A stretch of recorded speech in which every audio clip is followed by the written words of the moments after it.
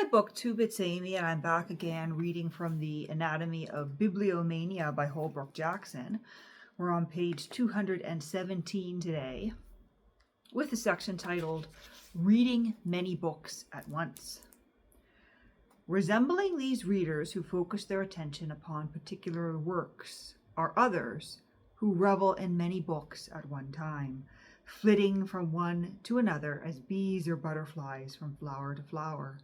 Pollen gatherers, these honey makers, dippers, and they are augmented by Robert Southey, who frankly advised those who seek knowledge to have 2 or 3 books in course of reading at the same time, which the learned Elizabeth Carter would have upheld at special moments, such as that recorded by her when, overcome by a solitude in London, where there is not so much as a view of the sun, moon, and stars to entertain one, she avoids the vapors by hedging herself in with all manner of books, drawings, work-bags, and authors in all languages, reading only the prefaces of some books and the conclusions of others.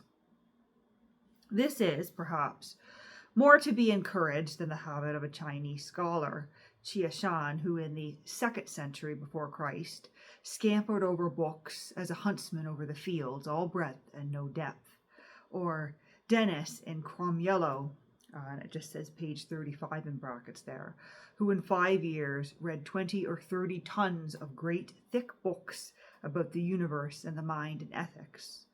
Or Dr. William King, author of The Art of Cookery, who entered Christ's College in 1681 at the age of 18 and prosecuted his studies with so much intenseness that he was 8 years standing, and in that period read over and remarked upon 2,200, or rather 22,000 odd hundred books and manuscripts.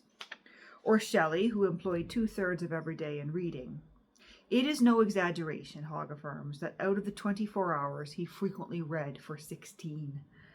Some read through a whole continent of books, giving their passion leave to rove from one book to all the books of a single author, and all the books derived from them by a process of expansion similar in its own realm to that adopted by the extra illustrator in his.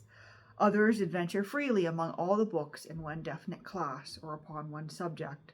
Such readers have devoted whole lives to Shakespeare, Homer, Dante, who are continents in themselves. But lesser realms will suffice.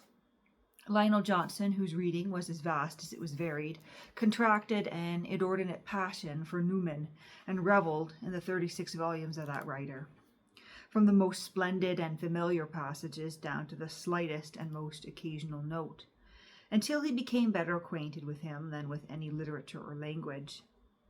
The American scholar, Dr. Schelling, boasted of having read every old play in our literature, and S.R. Gardner, the historian of the Civil War, spent all his spare time in the British Museum reading room for nearly 50 years, and took in the stride of his vast reading all the 23,000 tracts of the Thompson collection. Charles James Fox says Lord Rosenberry preferred Homer, but he would also read all the novels he could get hold of.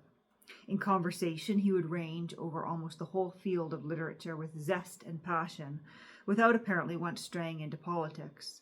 A friend tells how, in a day, he would discuss Homer and Virgil, Aeschylus and Euripides, Milton and Messenger, Pope and Addison, Gibbon and Blackstone, Sophocles and Shakespeare, Metastasio, Congreve, Vanbrugh, Cowper, Fielding, and Burns.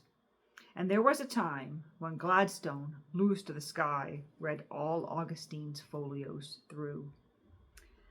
And our footnote there, footnote number 5, is referring us to William Corey's Ionica in the 3rd edition. But that brings us to the end of that very short section there on reading many books at once. I am a reader who reads many books at once. But when we move on in the next video, we'll be on page 218 here with a section titled Preferences, No Bar to Farther Adventures, which I believe is, it's a little bit of a longer one, but not too long at all. But we'll put our bookmark into the book for today.